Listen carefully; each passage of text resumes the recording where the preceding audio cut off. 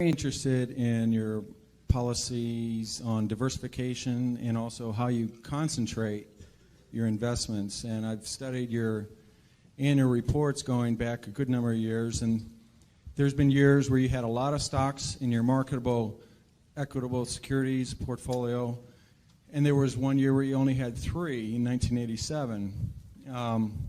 So I have 2 questions. Given the number of stocks that you have in the portfolio now, what does that imply about your view of the market in terms of, is it fairly valued, that kind of idea? And second of all, it seems that whenever you take a new investment, you never take less than about 5% and never more than about 10% of the total portfolio with that new position. And I wanted to see if I'm correct about that. Yeah, well, on the second point, that really isn't correct. We have positions which you don't even see because we only listed the ones above 600 million in the last report, and obviously those are all smaller positions. Sometimes that's because they're smaller companies and we couldn't get that much money in. Sometimes it's because the prices moved up after we bought them, and sometimes it's because we may be selling the position down even. But so there's nothing magic. We like to put a lot of money in things that we feel strongly about, and that gets back to the diversification question. We think diversification is, as practiced generally, makes very little sense for anyone that knows what they're doing.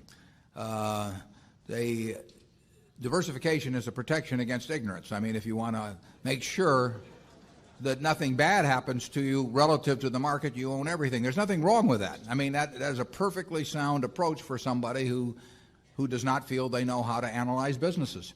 If you know how to analyze businesses and value businesses, it's crazy to own 50 stocks or 40 stocks or 30 stocks probably, because there aren't that many wonderful businesses that are understandable to a single human being in all likelihood, and to have some super wonderful business and then put money in number 30 or 35 on your list of attractiveness and forego putting more money into number 1 just strikes Charlie and me as madness.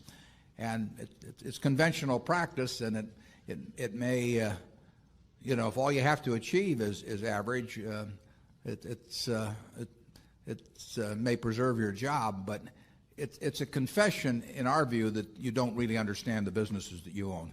On a personal portfolio basis, I own 1 stock, but it's a business I know, and it leaves me very comfortable.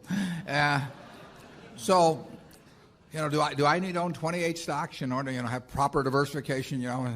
It'd be nonsense. And within Berkshire, I could pick out 3 of our businesses, and I would be very happy if they were the only businesses we owned and I had all my money in Berkshire. Now, I love the fact that we can find more than that and that we keep adding to it.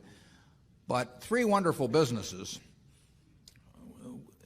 is more than you need in this life to do very well. And the average person isn't going to run into that. I mean, if you look at how the fortunes were built in this country, they weren't built out of a portfolio of 50 companies. They were built by someone who identified with a wonderful business. Coca-Cola is a great example. A lot of fortunes have been built on that. And there aren't 50 Coca-Colas. There aren't 20. If there were, it'd be fine. We could all go out and diversify like crazy among that group and get results that would be equal to owning the really wonderful one. But you're not going to find it. And the truth is you don't need it. I mean, if you have a really wonderful business is very well protected against the vicissitudes of the economy over time and competition. I mean, we're talking about businesses that are resistant to effective competition. And 3 of those will be better than 100 average businesses. And they'll be safer, incidentally. I mean, there is less risk in owning 3 easy-to-identify wonderful businesses than there is in owning 50 well-known big businesses. And it's amazing what has been taught over the years in finance classes about that. But I can assure you that I would rather pick, if I had to bet the next 30 years on the fortunes of my family that would be dependent upon the income from a given group of businesses. I would rather pick 3 businesses from those we own than own a diversified group of 50. Charlie? Yeah, what he's saying is that much of what is taught in modern corporate finance courses is twaddle.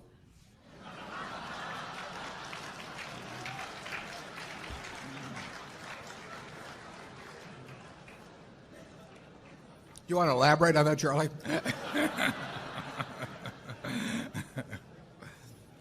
You cannot believe this stuff. I mean, it's modern portfolio theory, and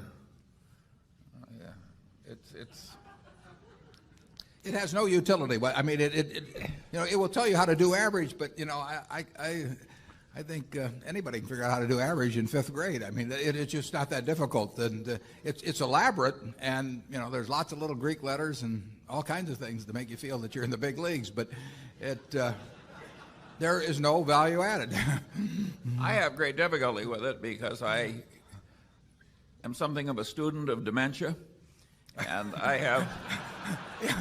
We hang around a lot together. And I can ordinarily classify dementia, on some theory structure of models, but the modern portfolio theory, it involves a type of dementia I just can't even classify. No. Something very strange is going on. Yeah. If you find 3 wonderful businesses in your life, you'll get very rich.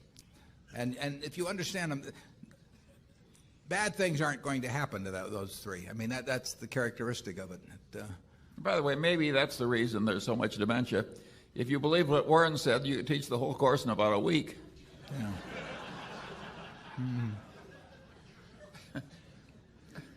Yeah, and the high priest wouldn't have any edge over the lay people, and that never sells well. Right.